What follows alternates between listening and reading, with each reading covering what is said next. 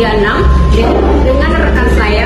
Perkenalkan, nama saya Lia Finisa Saragi dengan NIM 4253141028 dan teman saya Wiyanti Kuatinasiaan dengan NIM 42531033 dengan rekan saya.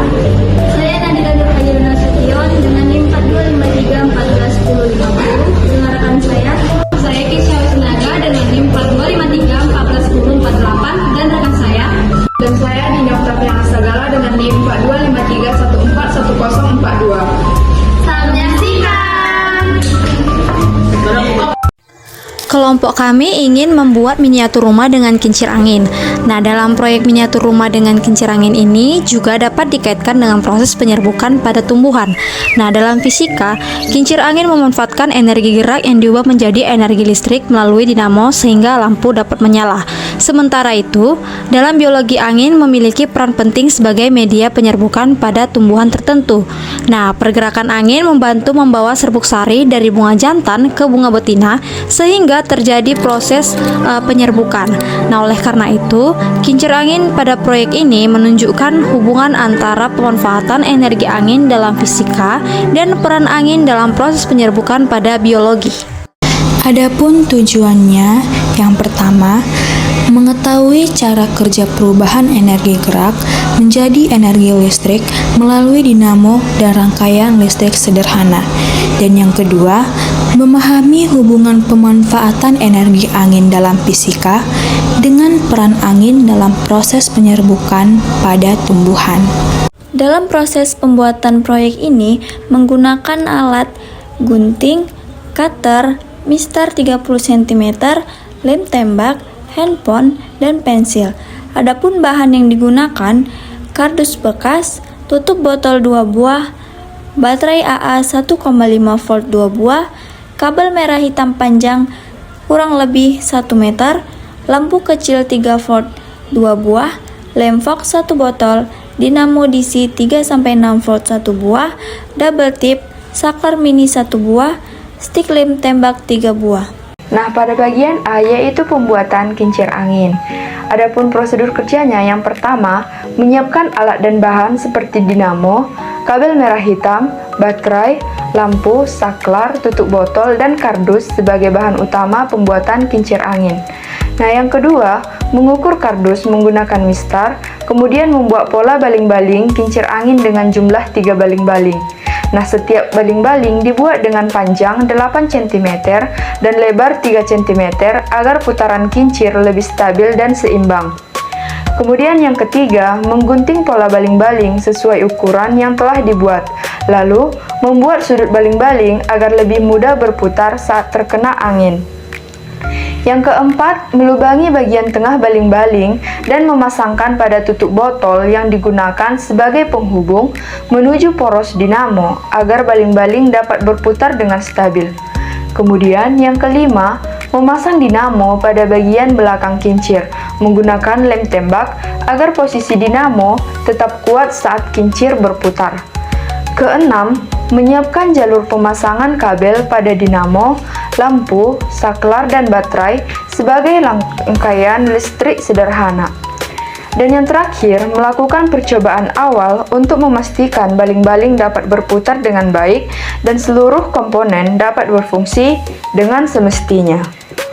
Kita akan masuk kepada prosedur kerja pembuatan rumah kardus. Yang pertama, menyiapkan kardus bekas sebagai bahan utama pembuatan miniatur rumah serta menyiapkan alat seperti mistar, penggaris, pensil, dan gunting, dan bahan seperti lem Fox ataupun lem tembak.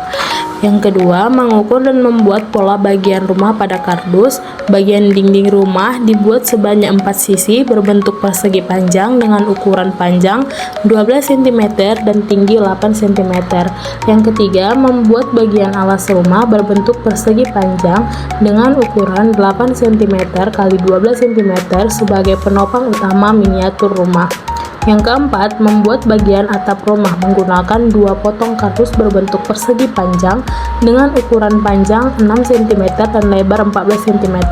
Kemudian kedua bagian atap disusun membentuk segitiga di bagian atas rumah.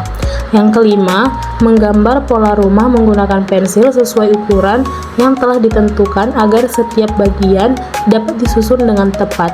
Yang keenam, menggunting seluruh pola kardus sesuai bentuk yang telah dibuat dengan hati-hati agar hasil potongan rapi dan mudah dirakit. Yang ketujuh, melubangi salah satu sisi rumah sebagai jalur masuk kabel dari rangkaian listrik dan dinamo sehingga kabel dapat disusun lebih rapi di bagian dalam rumah. Yang kedelapan, menyusun dan merekatkan keempat sisi dinding menggunakan lem fox dan diperkuat dengan lem tembak agar kerangka rumah lebih kokoh dan tidak mudah lepas. Yang kesembilan, memasang bagian atap secara perlahan pada bagian atas rumah hingga posisi kedua sisi atap seimbang dan membentuk tampilan rumah yang rapi. Yang kesepuluh, memasukkan rangkaian kabel dinamo, saklar, dan lampu ke dalam rumah, lalu menyesuaikan posisi setiap komponen agar tidak mengganggu bentuk rumah dan rangkaian tetap berfungsi dengan baik. Yang ke-11, melakukan pengecekan akhir pada miniatur rumah dan rangkaian listrik untuk memastikan kincir angin dapat berputar serta lampu menyala dengan baik. Nah, bagian B yaitu pemasangan kabel. Adapun prosedur kerjanya yaitu yang pertama menyiapkan kabel merah dengan ukuran kurang lebih 8 cm, kemudian salah satu ujung kabel disambungkan ke saklar dan ujung lainnya ditempelkan pada kutub negatif baterai. Nah, yang kedua, menyiapkan kabel merah dengan ukuran kurang lebih 15 cm, lalu salah satu sisi kabel dikaitkan pada salah satu kutub dinamo dan sisi lainnya dikaitkan pada sisi lain saklar agar arus listrik dapat tersambung. Yang ketiga, menyiapkan kabel hitam dengan ukuran kurang lebih 10 cm, kemudian salah satu ujung kabel dikaitkan pada sisi lain dinamo dan ujung lainnya ditempelkan pada kutub positif baterai. Yang keempat, menyiapkan kabel merah dengan ukuran kurang lebih 8 cm, lalu salah satu ujung kabel dikaitkan pada sisi dinamo yang telah terhubung dengan kabel merah sebelumnya, sedangkan ujung lainnya dikaitkan pada salah satu sisi lampu. Nah, kemudian yang kelima, menyiapkan kabel hitam dengan ukuran kurang lebih 8 cm, kemudian salah satu ujung kabel dikaitkan pada sisi dinamo yang telah terhubung dengan kabel hitam, lalu ujung lainnya dikaitkan pada sisi lain lampu sehingga rangkaian lampu dapat tersambung dengan baik. Kemudian yang terakhir, setelah seluruh kabel terpasang, saklar dinyalakan untuk memastikan rangkaian bekerja dengan baik sehingga kincir angin dapat berputar dan lampunya menyala.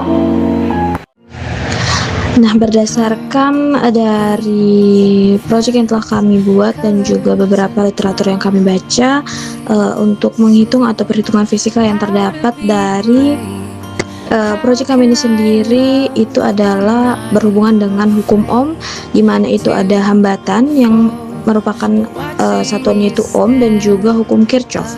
Namun hambatannya sendiri karena keterbatasan alat yang kami miliki untuk menghitung hambatannya yaitu multimeter atau avometer, kami menggunakan perandaian atau asumsi dari hambatan yang terjadi di proyek kami ini sendiri. Nah, yang pertama yang kita lakukan itu adalah analisis arus atau loop.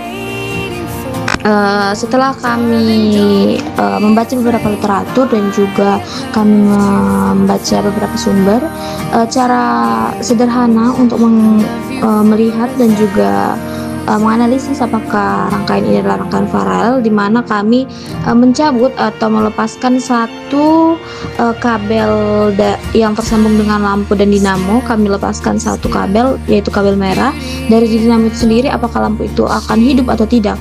Nah, saat kami coba itu lampunya itu tidak hidup. Nah, jadi itu beberapa sumber mengatakan bahwasannya itu memang membuktikan bahwa si proyek kami ini merupakan rangkaian paralel. Nah, selanjutnya itu kita menghitung tegangan cabang atau paralel. V lampu sama dengan V dinamo sama dengan V sumber sama dengan perbesarannya itu ada 3,7 volt. Nah, seperti yang diketahui bahwasannya perbesaran dari dinamo itu ada 1 sampai 6 volt, tapi kami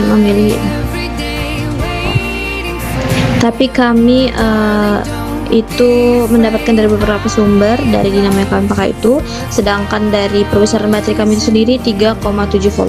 Nah, berdasarkan beberapa sumber dan teori itu, tegangan cabang paralelnya itu V lampu sama V dinamo dan V sumber itu sama. Nah, selanjutnya kita mengambil asumsi hambatan. Nah, untuk asumsi hambatan sendiri, untuk R lampunya itu kami mengambil asumsi hambatan sebesar 5 ohm, dan juga untuk asumsi hambatan dari dinamonya itu sendiri kami ambil di 4 ohm.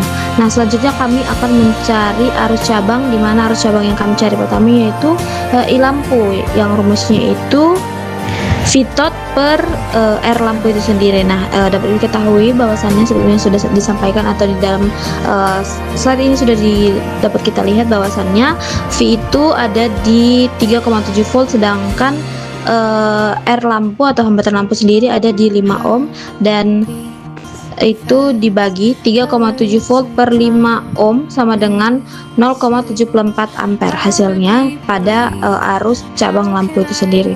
Selanjutnya kita mencari arus cabang dinamo atau arus dinamo, itu Vtot per R dinamo. Dapat diketahui bahwasannya Vtotnya itu ada 3,7 volt per 4,0 ohm. Nah, hasilnya itu 0,925 ampere. Selanjutnya kita mencari arus total atau KCL, yaitu I total sama dengan I lampu ditambah I dinamo. Nah, hasilnya itu ada di 0,74 ampere ditambah 0,925 ampere sama dengan 1665 ampere. Selanjutnya analisis fisikanya sendiri, yang pertama itu spesifikasi dinamonya.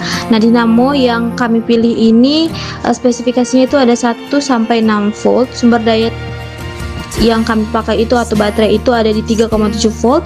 Nah, itu membuktikan bahwasannya rangkaian ini sangat ideal dan aman dan tidak akan menyebabkan kerusakan atau over voltage. Yang selanjutnya itu ada daya listrik atau P sama dengan V kali I.